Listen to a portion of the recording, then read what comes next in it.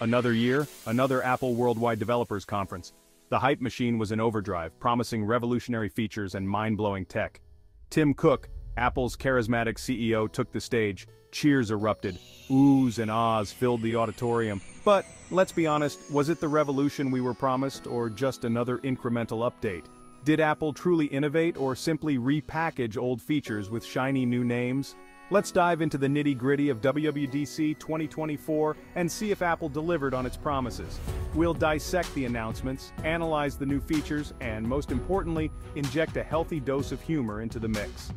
Because let's face it, tech can be pretty dry without a few laughs along the way. First up, the iPhone's operating system, iOS 18.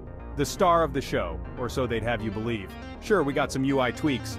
App icons have a slightly new shimmer. The notification center is, well, still a notification center.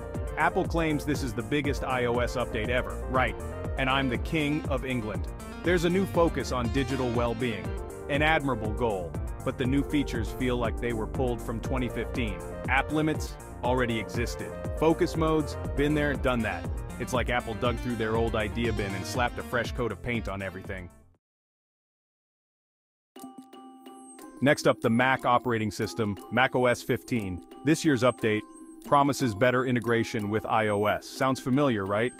That's because Apple's been saying the same thing for years. We did see some improvements in performance and battery life, that's always nice. But then there's the new desktop management system. It's supposed to be more intuitive, more user-friendly. In reality, it's just different. Not necessarily better, just different. And don't even get me started on the new menu bar icons. They're abstract. So abstract, in fact, that I have no idea what half of them do anymore. Section 4 AI Siri's big brain moment. Or not. Artificial intelligence. The buzzword of the century. Apple naturally had to jump on the bandwagon.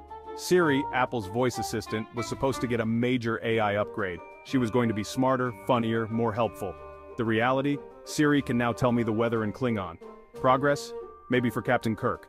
Look, I'm all for AI advancements, but Siri's new tricks feel more like parlor tricks than true artificial intelligence. She can set a timer and tell you a joke, but ask her a complex question and you'll be met with the dreaded, "I'm sorry, I don't understand." Maybe next year, Siri. Maybe next year. Section 5. Connecting the dots, seamless integration, or more like a tangled mess. Apple loves to talk about its ecosystem, the seamless integration between iPhones, Macs, iPads, and Apple Watches. In theory, it's a beautiful thing. In practice, it's often a frustrating game of digital hopscotch. This year, Apple promised to improve cross-platform integration, and to be fair, they did make some strides. You can now copy and paste text more easily between devices. AirDrop is slightly less finicky, but the dream of a truly unified Apple ecosystem remains elusive. There are still too many roadblocks, too many inconsistencies.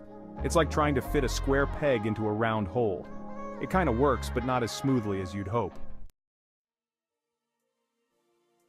Section 6, the verdict: innovation or illusion. So after all the hype, the presentations, and the product demos, what's the verdict? Did Apple deliver true innovation at WWDC 2024, or was it just another year of incremental updates and marketing hype? The answer, as with most things in life, is complicated. Yes, there were some genuinely useful new features, performance improvements, battery life enhancements, and minor UI tweaks. But the groundbreaking, revolutionary advancements that Apple teased? Those felt few and far between. It's hard not to feel like Apple is playing it safe, focusing on polishing the apple rather than planting new trees.